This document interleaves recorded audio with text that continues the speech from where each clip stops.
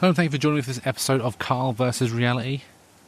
I am back in my podcasting tree. I've done the trek, and it's nice to be back. It is weird recording the last couple of episodes not actually in my podcasting tree, and it's nice to come back to it really because it's not as hot as it has been. Obviously, I do record this in advance, so it may have gotten worse, or I don't know. It's been a very weird, hot summer, and it's actually been unpleasant. Like the temperature and just the general atmosphere, really. I don't want to go into the politics or this, that, and the other because it's not the place for that. It just bothers me the fact that, as of the recording of this episode, we are currently midst a hosepipe ban, and we're also high alert for wildfires. Because it's just been so dry, and I'll be honest, I want to be completely honest about this kind of stuff. This is where I do my walk is obviously all like dunes. I'm on a dune. Obviously got a couple of trees here that I really love. This is my happy place. I always describe this place as my happy place, and it bothered me a little bit the fact that some arsehole could just come along and be a bit like, ha ha ha, I'm going to set fire to it because I'm a dick. Because a lot of these wildfires, I would imagine, this is just me speculating here, has been caused by a human. Stuff doesn't just ignite for no reason, and there are people out there who would be a bit like, oh, I can get away with setting fire to something.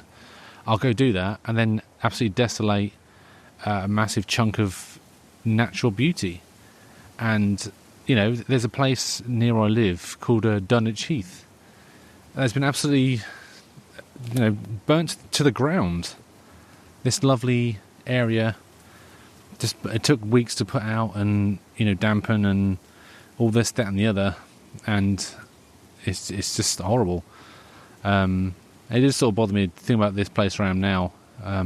Because I remember when I was, back in the day in the 90s, there were a couple of nefarious sorts going about. And I know at least one of my fellow school pupils set fire to the dunes once. Just the idea of that really sort of horrified me. But yeah, it's very hard to sort of keep upbeat with all this stuff going on, really, isn't it? Just got to hope for the best and hope for some rain. Again, like I said, at the time of recording, there is on the cards some rain. Not a great deal, but a little bit of moisture, which is what we want. It's basically buggered our country, really, isn't it? The lack of rain. We love a bit of rain in England. It helps our crops and all that kind of thing. But we can't do that. And the thing is, like, this is perfect barbecue weather, but we're not allowed to have a barbecue because they're banned. So yeah, it is what it is, really, isn't it? I want to talk about this all the time. I want to move on to something else I actually want to talk about. A bit more cheerful. My brother's actually visiting from America. He's travelled the 5,000 miles and he's come across the pond to see us. And it's really nice because we've been hanging out and just being brothers, and it's been fun sort of going to car boot sales. We're going to car boot sales. We're going every week, and I love a car boot. Just going through other people's crap and just seeing what we can find and all that. Absolutely love it. My thing is, I like to buy old records. I adore buying old records. I don't go to the people at the traders. So basically we've got like a little rule. We don't go to any store that is selling 3D printed crap. We also don't go to, obviously, traders who've bought stuff off Temu and selling it for a ridiculous amount of money, even though like nobody really wants it because no one wants to buy it from Temu either. I like going to the people there with just like house clearance places and all that, where you can get a record for £1. I don't like paying anything over, I would say nothing over £3 for a record. That's my limit. I do collect records. I have collected a bunch of records. I've got all of David Bowie's discography up to the 1980s. I've got all the Beatles and all that kind of. I've completed the different sets. But the thing I really love is like old comedy records of like comedians that you don't really hear much of because they obviously didn't make it to the telly. Obviously there's nothing to repeat because they were never on television. Or they're doing stuff that wasn't considered okay for television, all that kind of stuff. I've managed to pick up a copy of The Sick Humour of Lenny Bruce. He died in 1966 before television the guy who was arrested for saying cocksucker on stage, which is nuts when you think about that someone got arrested for saying the words cocksucker in like 1962 for indecency. These days, you say what you want and you don't get arrested, as long as it doesn't incite violence or hatred. And so I listened to his record. It was recorded in 1957, and I was like, bloody hell, I was actually really, really close to the bone, even by today's standards to a degree. But the thing I like about buying like records, like cheap records, is I like cleaning them. I adore cleaning records. It's one of my favourite things to do.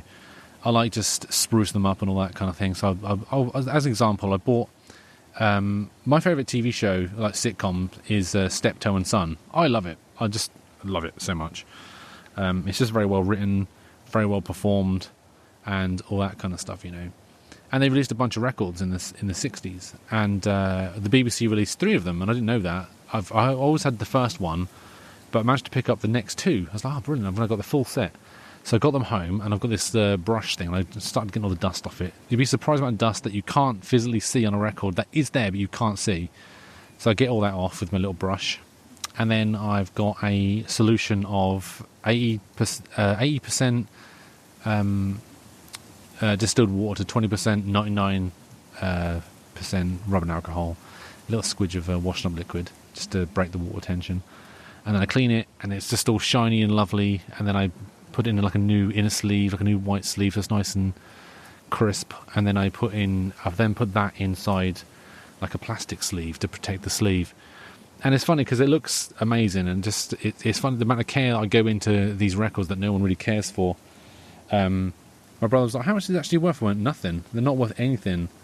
And I'm paying like £1 per record, and he's like, well, they could be worth more than that, surely, because of how old they are and all that. And he looked at us like £3. So yeah, they're literally not worth anything, but to me they mean a hell of a lot.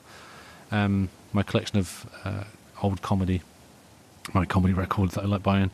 Managed to buy a copy of Kenneth Williams as well, Kenneth Williams LP.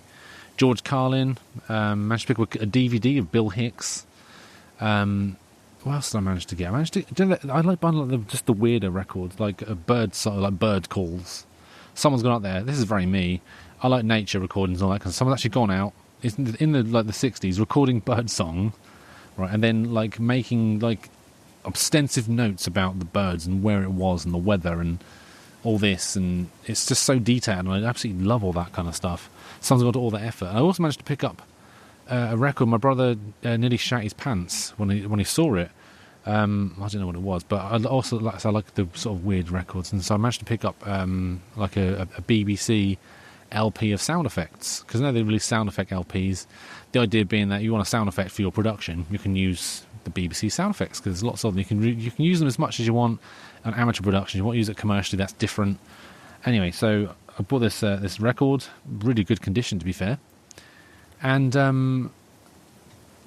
it's really interesting because it's got a lot of the Doctor Who sound effects, and because he likes a bit of sci-fi, and it's like, oh my god, that's got the Doctor Who. So he looked at it, apparently that's actually worth a bit more money than what I paid for it. Absolutely mint condition. I also managed to get a couple of Morecambe and Wise LPs as well. One of them I'm actually convinced has never ever been played, because when I got out the sleeve, it was like a little bit of give, like it was never been taken out, and it's so shiny and sort of glistening almost.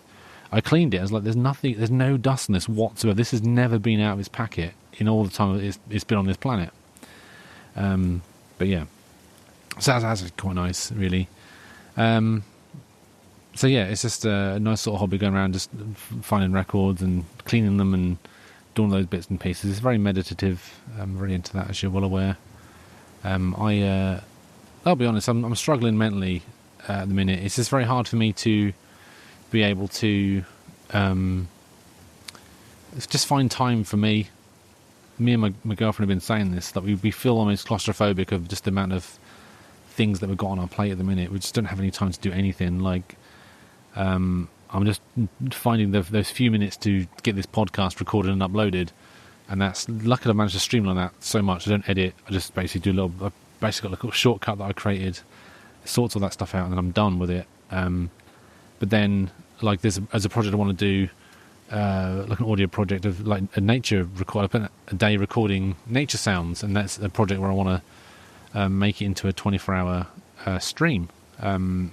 But it won't take me long to do it. I just haven't found the time to actually physically do it because of work and other commitments and other bits and pieces. And we're saying we feel a little bit like we just can't catch our breath, really. I feel very claustrophobic is the word. So yeah. So that's that pretty much. But I'll find the time to do it. Like, I will make the time. We've got some time off coming up, and unfortunately, it's a couple of weeks. We've got to just keep our head down until then, and hopefully, we'll get through it. So, anyway, that's it pretty much. Thank you for joining me for this. I do appreciate that. Go check out carlversusreality.com. That's where obviously I am on the internet. If you're interested in what I've got to say and other bits and pieces, it's all on there.